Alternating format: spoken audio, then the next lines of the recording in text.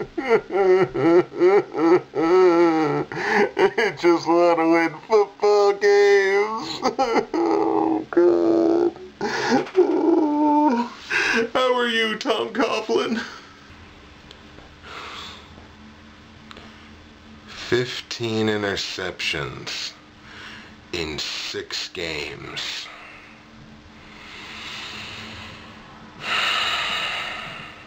What's happening, football freaks and geeks? I'm Justin, Bridgewater's finest on YouTube, Blockbuster_guy on Twitter, and it is week 7, lucky number 7 in the NFL this week. It is week 7 of my weekly NFL pick show for the 2013-2014 NFL season. Now, I'm a little banged up this week. I got a little ACL injury on my right leg there. I'm an old man. I was playing basketball with my 13-year-old nephew and blew my knee out. But I'm undaunted this week to bring you your weekly NFL picks. Let's get right to how I did last week before we get to the picks for week 7.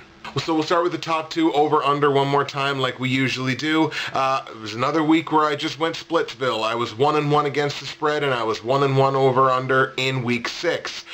Against the spread, I told you to take Minnesota -1. Unfortunately, they got beaten up a little bit last week by Carolina, so that didn't work out. But I told you to take Buffalo plus 7.5 on the spread. That was ended up being a close game, just a 3-point win in overtime for Cincinnati. So you got it if you took Buffalo plus 7.5.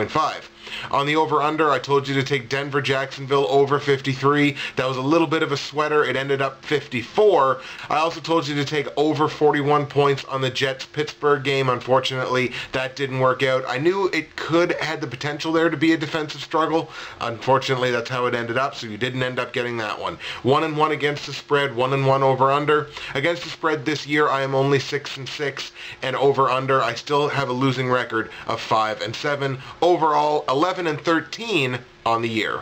And let's take a look at the platinum, gold, silver, and bronze picks from week 6. Start with the bronze pick. I lost the bronze pick. As you saw at the beginning of the video, Gary Kubiak is having himself a very rough time. Houston loses to St. Louis 38-13. They didn't just lose this game, they got blown out. It is officially time to blow up the Houston Texans and start a fire sale and a rebuild. That's just my opinion. Houston has 95 yards in penalties in this game and give up 4 turnovers. Arian Foster, the only bright spot for the Texans, carrying the ball 20 times for $141. Lost out on my bronze pick there. Silver pick, I told you to take the Chicago Bears to beat the New York Giants. That worked out. Chicago 27, New York 21. 3 more interceptions for Eli Manning, just like you saw at the beginning. Tom Coughlin having himself a little meltdown. 15 interceptions for Eli Manning so far on the year in just 6 games, 2.5 per game. Brandon Jacobs, the bright spot for the Giants, 22 carries for $106 and 2 scores on the ground. So a great comeback game there for Brandon Jacobs. Jay Cutler to Brandon Marshall is now 40 receptions for $465 and 5 touchdowns on the year after a 9-catch, 87-yard, 2-touchdown performance against the Giants. Gold pick, I told you to take the Seattle Seahawks to beat the Tennessee Titans. That worked out, but that was a close game, low-scoring game. Seattle wins it 20-13. This game was defined in its first 3 quarters by sloppy play by the Seahawks, because really, the Seahawks could have put this game away a little bit earlier than they did, as well as, I got to give it up. It was a defensive struggle on both sides.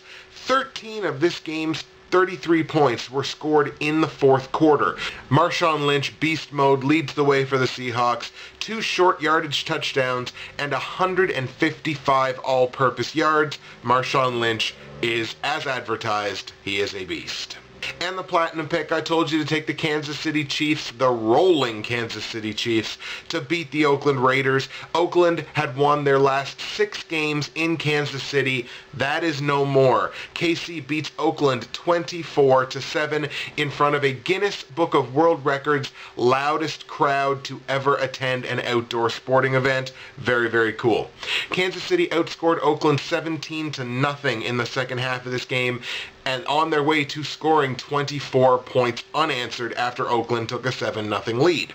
The Chiefs' defense forced 3 second-half interceptions from Terrell Pryor and sacked poor Terrell Pryor 10 times in this game. Oakland, get yourself an offensive line. It wasn't exactly all gravy even for the winning team here. The two teams combined to go just 9 of 30 on third and fourth down. And if you're the Kansas City Chiefs, you're now a team that everyone's looking at like, well, you're going to win your division and you may be primed for a bit of a run here into the playoffs. You got to improve your efficiency, especially on third down. You're going to face multiple third downs every game. You got to get more efficient at them. Overall, in week 6, had to call it a success. I was 9-6 straight up on my picks. Straight up this year, I am 55-37, so I can't argue with any of those numbers, sitting in the 65th percentile on Yahoo. In the private pick'em, I dropped back down into third place out of now 22 competitors with 520 of 753 possible confidence points, a clip of 69%. And in week 6, I was able to rake in 79 of 120 possible confidence points, a clip of 66%. Shout out to our week 6 winner. He must have got pissed off that I talked a little bit of smack about him last week. Jay Cutler for MVP. He loses the overall lead last week, comes back this week with a killer performance. Jay Cutler for MVP was 11-4 on the week last week, raking in 101 of 120 possible confidence points, a clip of 84%. Great week. However, 2EZ still holds on to the overall lead because he was only a couple of points behind. 2EZ still our overall leader, a phenomenal straight-up record of 62-30 on the year so far. 551 of 753 possible confidence points, a clip of 73%. First to third place, still only separated by 31 points. So still very, very close here. Just a good week and a bad week either way. Could still mix the whole thing up. But a shout out to Jay Cutler for MVP for being our week 6 winner, and 2EZ for remaining our overall leader. And now it's time. It's week 7 predictions time. We're going to start with the top 2 against the spread and over-under. My top over-under play this week, which is where we start, actually had a couple of really, really cool over-under options this week, but my top OU play this week comes in the San Francisco at Tennessee game. The number there is 39.5. I take a look at San Francisco. San Francisco is a team whose offense has really kind of come together here in the last 3 weeks. They're looking like the offensive team that they looked like last year when they went all the way to the Super Bowl. I believe they've had 3 straight games where they've scored at least 30 points. Somebody can correct me on that if I'm wrong. These are teams with 2 phenomenal defenses. Tennessee is playing well above what I feel to be their capacity, what I really feel that they're playing well above their means here, especially on the defensive side of things. San Francisco, of course, is still San Francisco. Had some troubles there early on in the season, but they're starting to pick it up now, starting to play better as a defensive unit. I feel like this is a team that's only going to get better as the season goes along. The game's in Tennessee. Tennessee has been putting up decent numbers offensively at home. Again, with San Francisco's offense coming up here, I just think 39.5 is way too low. So 39.5, pretty darn manageable number. Of course, I said that last week about 41. So in the San Francisco at Tennessee game, I'll tell you to take over 39.5 points. And my second favorite OU play this week comes in the New York Giants and Minnesota game. Now that number, 46.5. It's, again, a mid-range 40 number, but certainly not getting into the 50s. Minnesota has shown that they're a team that can put up points. Of course, Adrian Peterson had, of course, a down week last week. That was, of course, after the loss of his 2-year-old son, and I know everyone in the football community, even guys on the internet that do what I do, really, really feel for Adrian Peterson, and that was a terrible thing for any father to have to go through. So all of our hearts, I'm sure collectively, go out to Adrian Peterson and his family. Had a bit of a down week in his game last week, obviously had quite a bit on his mind. Going to have a little bit more time to get himself rested up and get himself mentally prepared to play football against a very generous New York Giants defense, giving up a lot of points. Minnesota's defense as well hasn't exactly been as stingy as we've seen them be in the past. The Giants can put up numbers offensively so long as Eli Manning doesn't throw a friggin' interception. You got to wonder when it's going to get to the point that either Tom Coughlin gets fired or Eli Manning gets benched. One of those two things. Brandon Jacobs really coming along. As we mentioned, had a breakout game last week. 46.5. kind of a big number, but could be bigger. I kind of expect this number might bump up a little bit later in the week. So if you can grab it at 46, 46 and a half, even 47, I think you take the over in this game. I think it's two teams capable of putting up points. I actually think there's a real good chance that the New York Giants, playing in New York, get their first win this week. But in the Giants versus Minnesota game, I'm going to tell you to take over 46 and a half points. Now let's take a look at my top two against the spread plays for Week 7. My favorite ATS play comes in the Kansas City versus Houston game. That number is at KC minus 6.5. I look at this as a gift. KC stays at home in Arrowhead, where they just had a dominant performance against Oakland. Right now, what's the difference between the Houston Texans and Oakland? Matt Schaub is out, so you're going to have TJ Yates. Foster had a good game last week, but has had kind of an off season. And Kansas City's defense has just played phenomenally this year. Of course, had that great game last week. Can Houston's offensive line keep TJ Yates up? I don't think so. Is TJ Yates going to throw a couple interceptions? I think so. 6.5? I think this is more than manageable for the Chiefs. So KC minus 6.5. That's my favorite ATS. I think KC covers that spread. Take them. Huh? Take them? Do you like that? Yeah, there's probably copyright infringement. I won't use it again. And my second favorite against the spread play this week comes in the St. Louis at Carolina game. Carolina favored at home by 6 points. This is a battle of two teams that have stymied me in attempting to predict how their games are going to go. Carolina's a team that's got a ton of talent, and their defense is playing up to an adequate level, actually probably playing a little bit better than they should be on paper as a defensive unit. And you turn around and you look at St. Louis. St. Louis not putting up the points that you would have expected them to. I think you're in for a low-scoring game here. I think 6 points is too many. I actually think St. Louis has a real good shot at winning this game outright, but in Carolina versus St. Louis, where the number's 6 points, I think it's too many, so I will more than happily take St. Louis plus 6 as my second favorite against the spread play this week. Praying didn't help last week, but I'm going to try it again. Please give me a good week, even though most people now know that I suck at this. Now let's take a look at the platinum, gold, silver, and bronze picks for Week 7 in the NFL. We're going to start with the bronze pick, which I am 4-2 this season. The bronze pick is the Jacksonville Jaguars playing host to the San Diego Chargers. Now I know what you're thinking, Jacksonville. I have not used a Jacksonville game in my platinum, gold, silver, or bronze picks since Week 4, so get off me. San Diego offensively playing very, very well. Phillip Rivers having a great start to the season. Actually making me kind of happy I ended up stuck with him in the YouTube Prognosticators League. I'm going to take San Diego here. I'm not 100% sure what the spread was anymore. I think it might have been something like 10 points or something like that.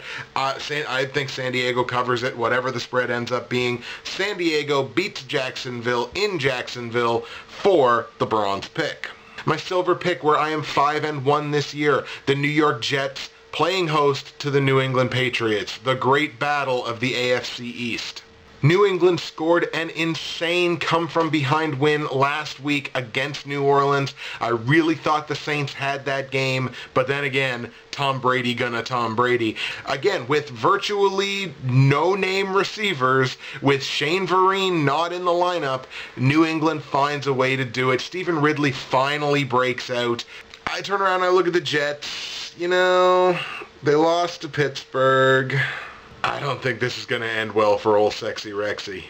I think New England rolls in this game. Maybe the Jets beat the spread. I'm not 100% sure on that. Could be 50-50, but I don't see why the Patriots would lose this game, especially if Gronkowski ends up coming back. But when Rob Gronkowski is coming back seems to be the great mystery in the NFL this year.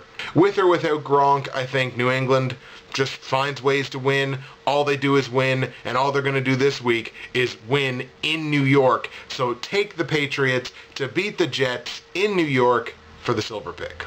My gold pick is the aforementioned Kansas City Chiefs playing at home to the lowly, fucking terrible Houston Texans. I'm not going to talk too much more about this game. I think Arian Foster could have a decent game, but if Kansas City can bottle up Arian Foster, that's it. I mean, there's going to be nothing else about this game. I'd like to see Alex Smith play at a slightly higher level, but in any case, Kansas City wins this game, handing Houston their 5th straight loss. Take Kansas City at home to beat the Texans. Now, I'm 5-1 on the year for both the silver and the gold pick, but it don't line up to the platinum. Still an undefeated 6-0 on my platinum picks this year. And for the platinum pick in Week 7, I got the Green Bay Packers playing at home, friendly confines against the Cleveland Browns. Cleveland looked like maybe they might have something going there, and then they lost their quarterback that can win. So I don't see Cleveland doing a whole heck of a lot of anything else this year. So this could be a slaughter. I see Green Bay going out to an early lead, even though they're missing Randall Cobb now. Cobb is out for a long period of time, designated to return, I think, around week 15 or something like that. So, yeah, he's out, but they still got more than enough weapons on that team to beat a team like Cleveland. Eddie Lacy seems to be coming into his own on the ground. Take Green Bay in a rout, take him to cover. Green Bay gonna whoop the Cleveland Browns. Now let's take a look at the rest of the Week 7 picks in the National Football League. Check them out.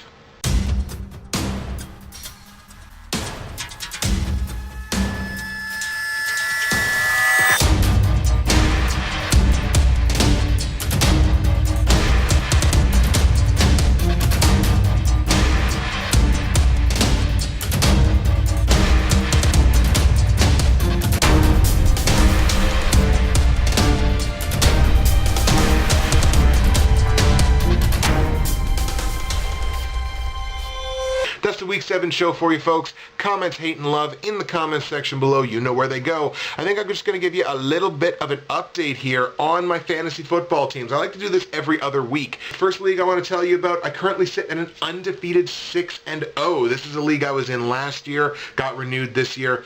Even though I'm at 6-0, I'm in second place. There's another team that's 6-0 with the tiebreaker based on points scored, but I play that team this week. It's a battle for first place. Another league, I currently sit at a 500 record of 3-3, middle of the pack, 5th place out of 10. I got a winnable game this week, but it's going to be tight. As far as the projections go, they're projected within about 6 to 7 points of each other, so it's going to be a tight game, definitely winnable, hoping to go to 4-3 there. The third league is my league, the league that I've commissioned for years and years. Currently sit in first place at 5-1. My next game is against a 3-3 former league champ and my close personal friend Tony. And the last league, of course, the YouTube Prognosticators League, the first year that we've done this. Currently sit at 3-3 after winning a very narrow game against Geo this past week. This week upcoming, I step up to the challenge of the 4-2 football guru. That's going to be a real tight game. Fingers crossed I can upset the guru. That's it for this week. I'm Justin, Bridgewater's Finest on YouTube, Blockbuster_guy on Twitter, Week 7 in the National Football League. Enjoy it, ladies and gentlemen. We'll see you right back here next week for week number 8.